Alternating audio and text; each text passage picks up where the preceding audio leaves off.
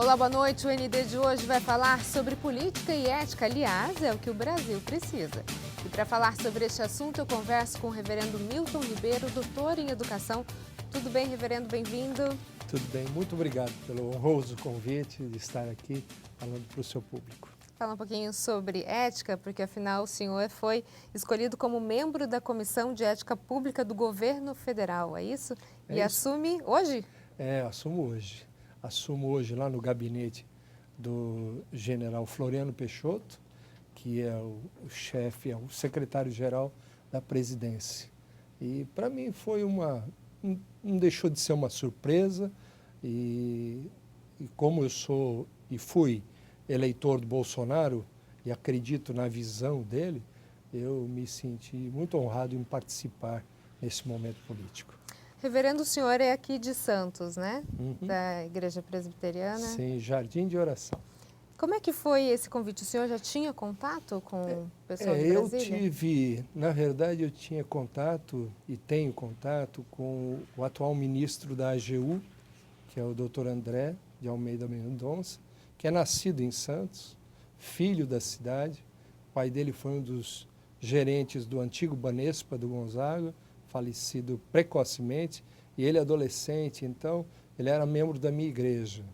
E então nós formamos ali uma amizade muito grande. E um dia eu recebo uma ligação que ele queria me indicar para um determinado cargo, se eu assumiria. Eu falei, olha, eu estou à disposição.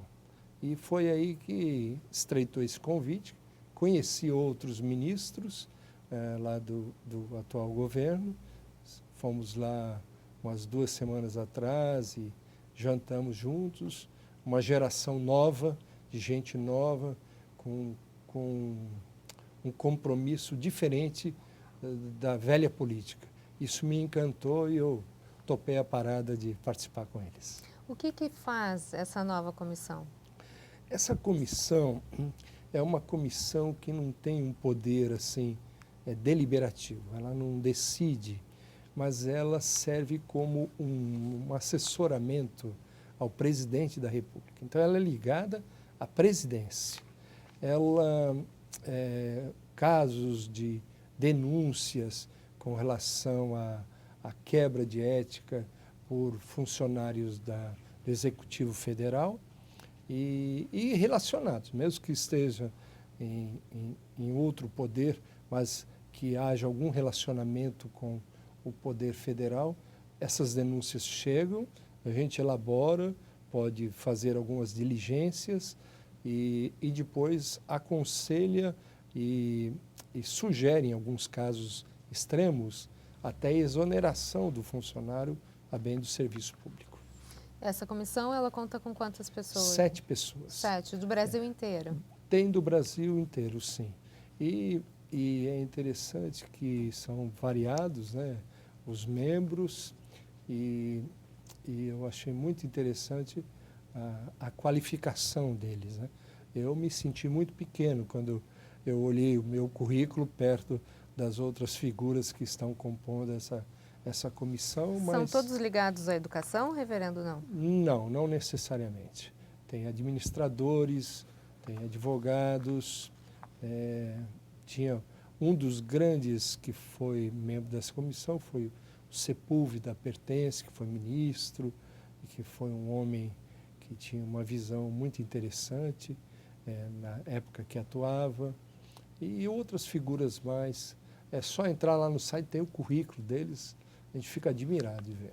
Agora, o mandato é de 3 anos, 3 né? anos. Já tem alguma diretriz previamente estabelecida do que vai acontecer nos próximos meses, pelo menos? Eu tomo posse hoje e, naturalmente, eu vou ter um contato mais direto agora com o trabalho agora, né? Eu não tenho ainda uma orientação e não sei como funciona de fato, mas eu acredito que alguns temas são reportados aos membros e eles, então, fazem um relatório, um parecer, e ele é discutido depois conjuntamente e se torna um parecer da comissão. Já teria algum assunto na mira desse colegiado? Eles têm assuntos lá, mas eu não fui ainda comunicado, porque o secretário-geral, quando ele me ligou, falou, olha, o senhor vai tomar posse, então eu não posso adiantar os documentos agora. Então, hoje o senhor toma posse, naturalmente o presidente, que preside a reunião, a comissão, ele vai lhe conferir aí alguns processos. Como a gente está falando de uma comissão de ética, também teríamos que falar sobre a questão da corrupção. Como é que o senhor analisa hoje a corrupção atrelada ao Brasil? Eu, com muita tristeza, acho que todo brasileiro sério, ele percebe que nós tivemos muita dificuldade aí no Brasil com essa série. Essa semana mesmo, o grande empresário da aviação, ele novamente, é público, eu posso falar, ele fez aí um acordo de delação envolvendo grandes figuras da República. Agora, eu aceitei esse desafio de participar porque eu acredito no projeto do presidente e acredito na seriedade dele. Eu não pude ver até agora, embora pouco tempo de contato, algum interesse particular. Pelo contrário, coisas pequenas que eu, por exemplo, saí com os ministros para jantar, então, coisas pequenas, como um jantar, o cuidado que eles têm. Por exemplo, eu como membro do conselho do Mackenzie, me ofereci, vocês aceitariam? Eu posso? Eles falam, não, nós não podemos aceitar de pessoa jurídica e tal, cada um paga o seu. Eu achei isso, foi mais de uma vez que aconteceu, e eu achei isso dessa pequenininha coisa. Pelo menos ali, nessa situação, existe ética. Mas a Bíblia, como eu sou pastor, diz, quem não é fiel no pouco não será no muito. Então, eles estão procurando ser sérios nas pequeninas coisas, né? Isso, para mim, falou muito alto. O que o senhor acha que hoje mais atrapalha o governo Bolsonaro? Eu acho que ele tem alguma dificuldade na articulação política, porque o Congresso, nosso sistema de governo depende do Congresso. Não é uma ditadura, não é impossível ele governar só por decretos e tal, por medidas provisórias, ele vai depender. E eu acho que há um componente de, vamos assim dizer, de inexperiência, de articulação das pessoas que estão ao redor do presidente para conseguir mobilizar esse grupo, considerando que ele não tem a prática de oferecer o toma lá da cá. Se ele fizesse isso, ele governaria tranquilo.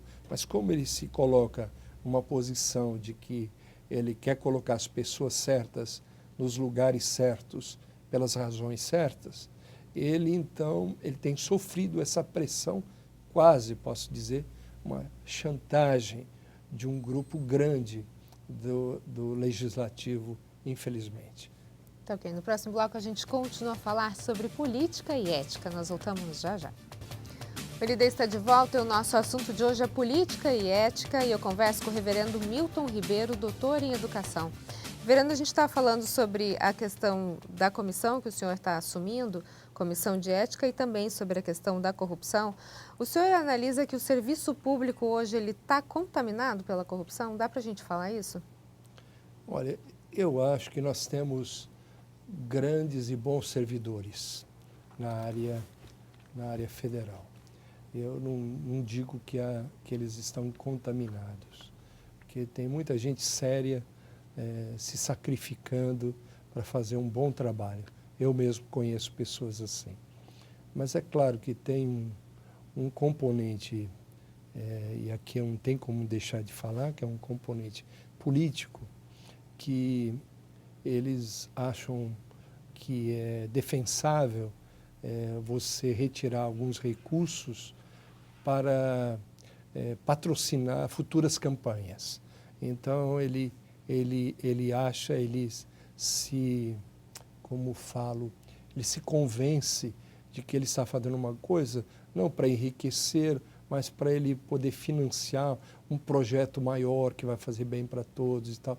E essa filosofia pragmática, utilitarista, tem sido a base para que muitos políticos e muitos funcionários públicos então entrem por essa prática. Entende? Aí eles conseguem, como assim, mitigar esse sentimento de culpa, de estar caminhando dentro da corrupção, para um sentimento, não, eu estou fazendo, mas é para o bem maior e tal, aquela coisa toda. O senhor acha que a comissão de ética ela vai conseguir bater de frente com o Congresso? Imaginando que a gente tenha alguma situação lá dentro, né? A comissão de ética, ela não tem como propósito julgar nem fazer comentários a respeito de coisas que são pertinentes ao legislativo. Ela só pode atuar quando o legislativo envolve alguém da administração federal. Então, de uma maneira indireta, ela pode atingir o legislativo, mas eu não posso, por exemplo... Mas não é a área de atuação dela. O próprio Congresso, a própria Câmara e Senado tem a sua comissão de ética, que analisa a falta de decoro e tal. Nós só podemos tratar de temas que tenham a ver com funcionários públicos federais, servidores federais, que estão envolvidos. E, às vezes, e a maior parte das vezes é esse o envolvimento. Como é que o senhor viu o seu nome sendo escolhido? Qual foi a sensação? Eu no primeiro momento, né, quando aconteceram algumas consultas, eu me senti assim, em primeiro lugar, num primeiro momento fiquei feliz, prestigiado, mas depois um sentimento de preocupação veio sobre mim, considerando que talvez eu não tivesse todas as condições para assumir as posições que eram indicadas. Mas depois eu tomei uma posição junto com a minha esposa, isso em oração, de que seria uma oportunidade de eu poder ajudar o governo.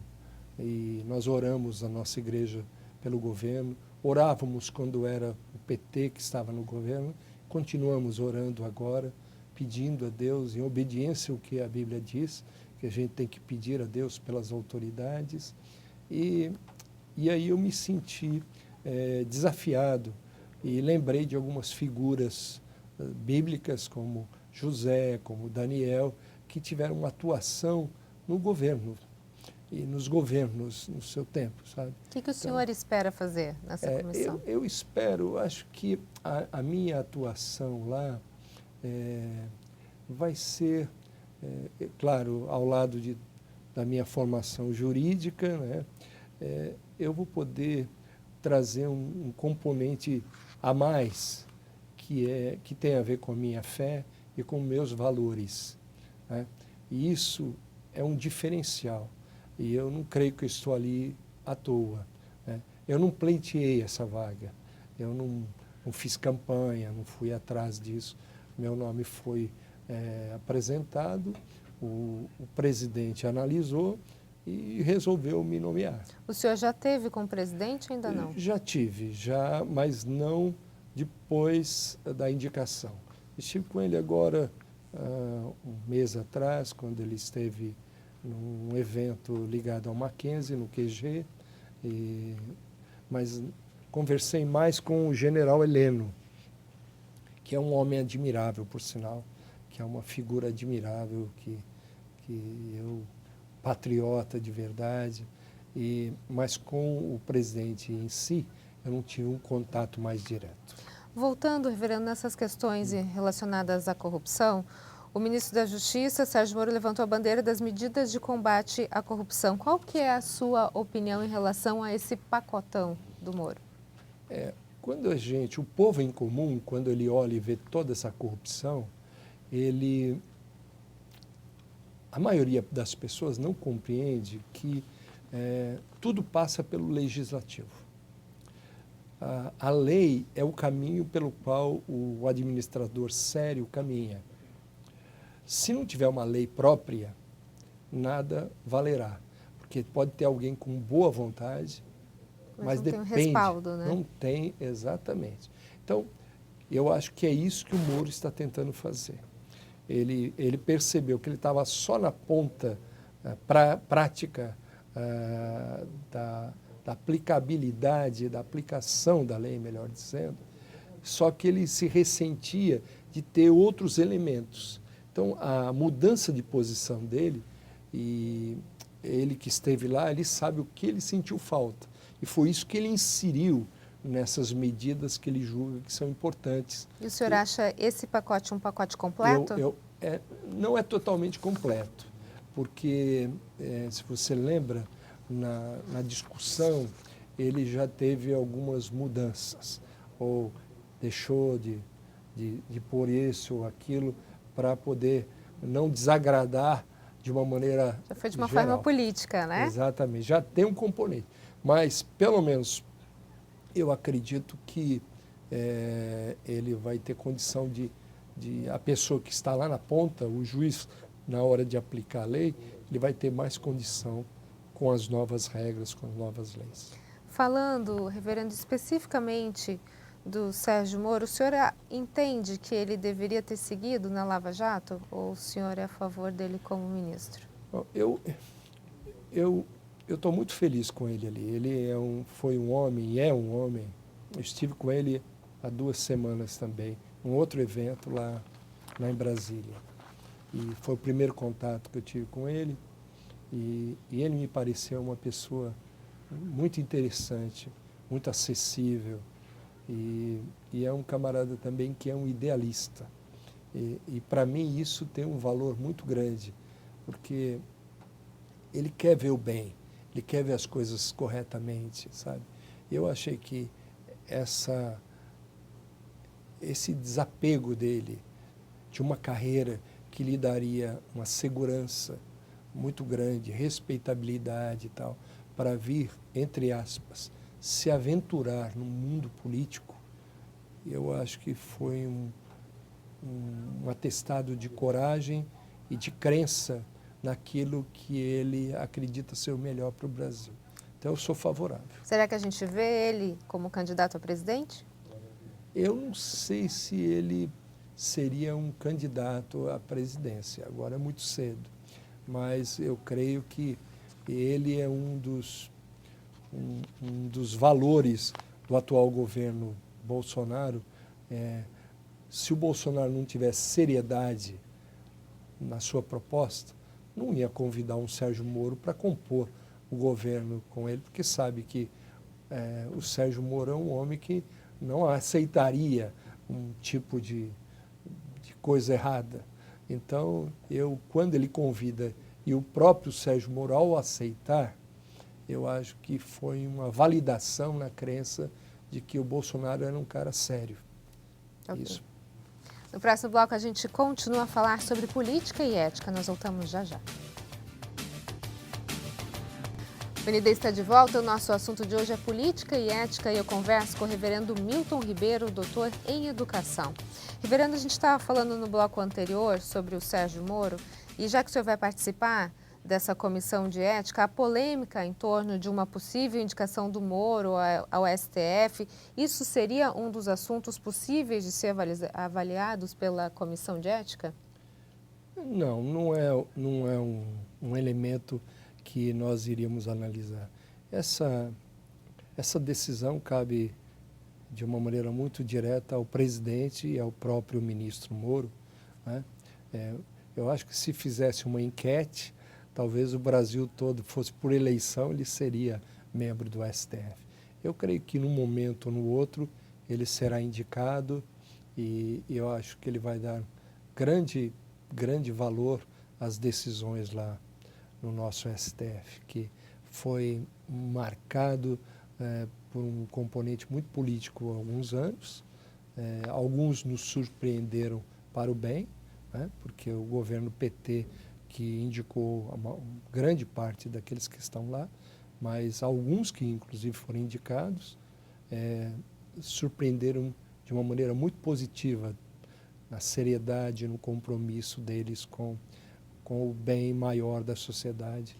E eu acho que logo, logo o Moro estará por lá.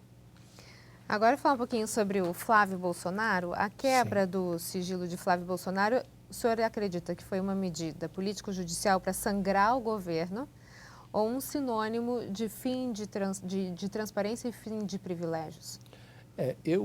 Eu acho que a lei tem que ser para todos.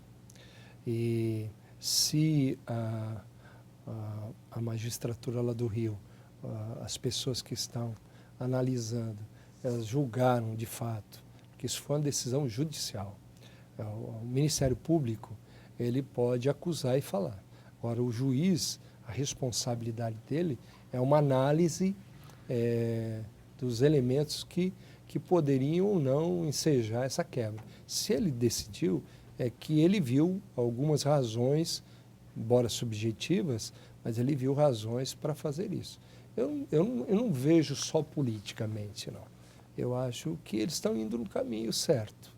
Então, embora... Seria mais uma questão de transparência, de mostrar que o governo segue isso, mesmo que seja o filho do presidente. Mesmo, embora a gente saiba que lá na Assembleia do Rio aconteceram coisas piores, né? E valores muito maiores. Mas é claro, ele tem, para o bem ou para o mal, ele é filho do atual presidente.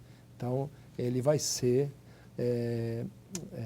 mais analisado do que um outro qualquer lá, que é um político simplesmente. Mas ele, pela ligação dele com o nosso presidente, seguramente ele vai ser mais peneirado. O senhor acredita que vai ter total respaldo do governo federal na comissão de ética? Sim. Para atuar? Sim. Livremente? A comissão de ética tem um componente que é interessante. Eu sou eleito. Então, o meu mandato é de 3 anos. E todos ali são eleitos, né? Então, eles não podem ser tirados. Digamos que, numa hipótese que não acontecerá, se Deus quiser, mas que eu não venha agradar A ou B por algumas posições, o que pode acontecer é eu não ser reconduzido. Mas não pode me tirar, me sacar da comissão, porque eu estou caminhando por um caminho em decisões que não agradam o governo ou alguma coisa assim. Esse é um ponto interessante. Positivo. A gente fala que o seu mandato é de 3 anos. 3 anos. Vamos imaginar a seguinte situação: daqui a 3 anos o senhor volta no ND. Sim. O que o senhor gostaria de falar sobre as suas realizações dentro dessa comissão de ética? Que eu pude dar uma contribuição para o bem do Brasil, porque a questão da impunidade, ela é deletéria na sociedade e no meio dos outros funcionários públicos, entende? Então,